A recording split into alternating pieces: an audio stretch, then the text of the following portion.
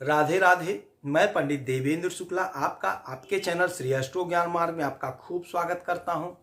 सिंह राशि, होली के बाद यह चमत्कारी घटनाएं होंगी, क्योंकि संपूर्ण जानकारी सरल शब्दों में, सरल भाषा में, सरल उपाय के साथ आपसे निवेदन है, प्रार्थना। आपने लाखों उपाय किया, एक उपाय मैं भी बताता हूं, करेंगे तो हो सकता है लाभ हो। लाभ हुआ तो आपके जीवन की दिशा और दशा बदल जाएगी। हमसे जुड़ जाइए, अपडेट रहेंगे। जुड़ने के लिए हमारे चैनल को सब्सक्राइब कर लीजिए, आपका एक पैसे का खर्च नहीं। छोटा छोटा उपाय बताता हूं, उपाय को करते चलें, हो सकता है लाभ हो जाए। सिंह राशि, बहुत बड़ा चमत्कार होने जा रहा है, बहुत बड़ा परिवर्तन होने जा रहा है, जिसका आपके जीवन पर चमत्कारी परिणाम देखने को मिलेगा। इसीलिए कहते हैं चैनल को सब्सक्राइब रखेंगे तो आप अपडेट रहेंगे, पल पल की खबर आपको मैं देते रहता हूं।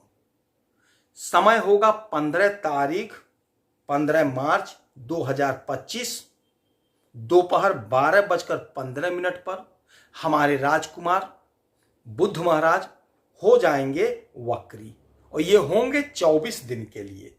15 मार्च से 7 अप्रैल तक वक्री होंगे, फिर मार्गी हो जाएंगे।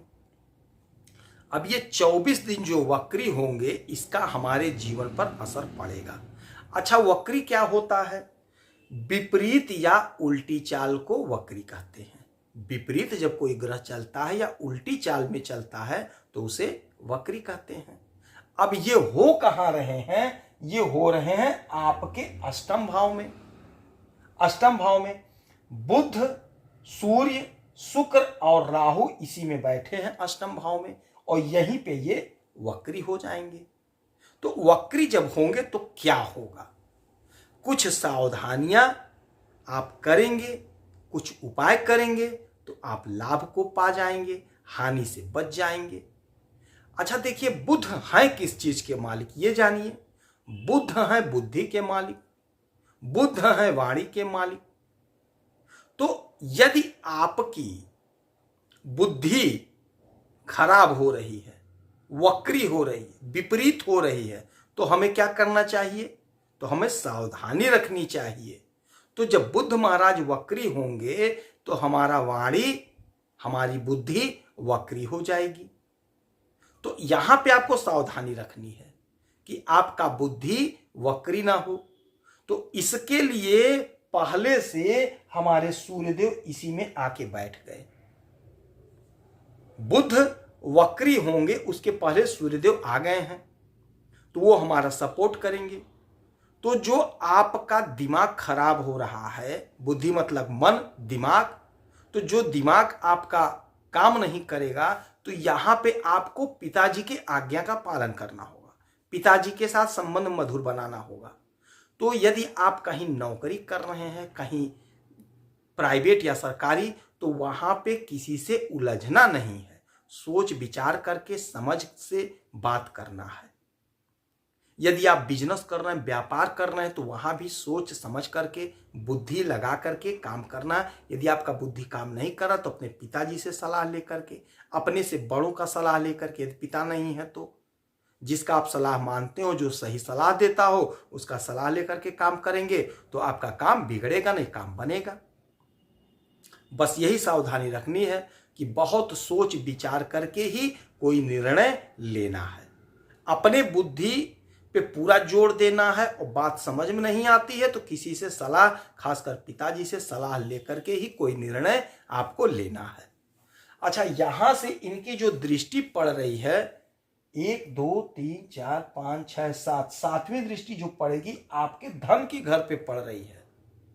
अब बुध महाराज, सूर्य महाराज, शुक्र महाराज, राहु महाराज, इतने लोगों की दृष्टि आपके धन के घर पे, मामला कुछ तो है। तो बुध, जो लोग वाणी से जुड़ा हुआ काम करते हैं, कंसल्टेंसी का काम करते हैं, ज्योतिष का काम करते हैं, टीचिंग का काम करते हैं, जो लोग LIC में बीमा करते हैं, एजेंट हैं, दवा का काम करते हैं, उनको बहुत अच्छा लाभ मिलता हुआ दिखाई दे रहा है, बहुत धन कमाते हुए दिखाई दे रहे हैं, आपकी तरक्की हो रही, आपकी ख्याति बढ़ रही है। जो लोग फिल्मों में काम करते हैं, फिल्मों से जो लोग जुड़े हैं, सोशल मीडिया से जुड़े हुए हैं, वो भी बहुत अच्छा धन कमाते हुए दिखाई दे रहे हैं। आपके धन में इजाफा हो रहा है, आपका धन बढ़ रहा है। हो सकता है आप कोई बड़ी गाड़ी खरीदें, कोई बड़ा बंगला खरीदें, ऐसा योग बन रहा है क्योंकि धन खूब आ रहा है। यदि आप कहीं नौकरी के लिए इंटरव्यू देने जा रहे हैं तो बहुत सोच समझ करके ही जवाब दीजिएगा।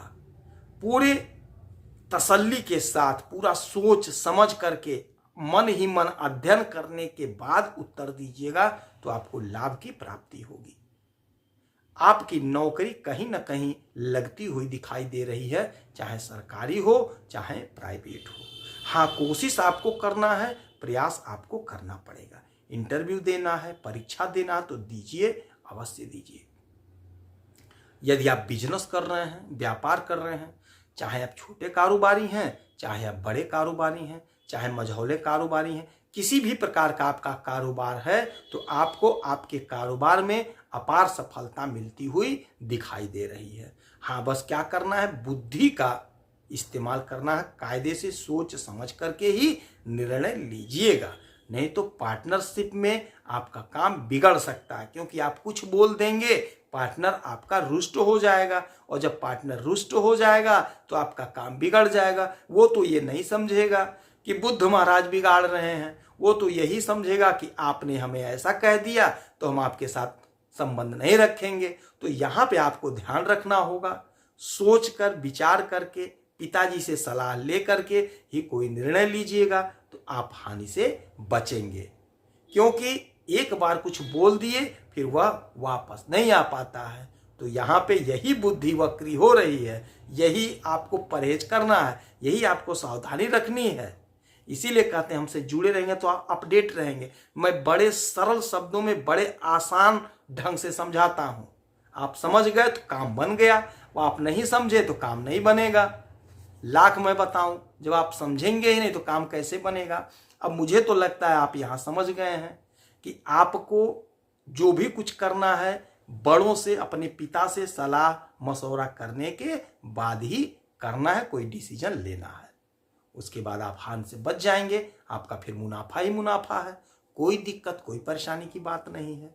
यदि आपकी कोई समस्या है तो आप इसी वीडियो में डिटेल करेंगे, आपके कुंडली का विश्लेषण करूंगा, समीक्षा करूंगा, सटीक और सरल उपाय बताऊंगा। कोई एक प्रश्न पूछिएगा। बुद्ध महाराज को प्रसन्न करना है तो आपसे निवेदन है, प्रार्थना है, गाय को हरा चारा रोज खिलाइएगा। ये 24 दिन तो अनिवार्य रूप से खिलाइएगा, अनिवार्य रूप से खिलाना है।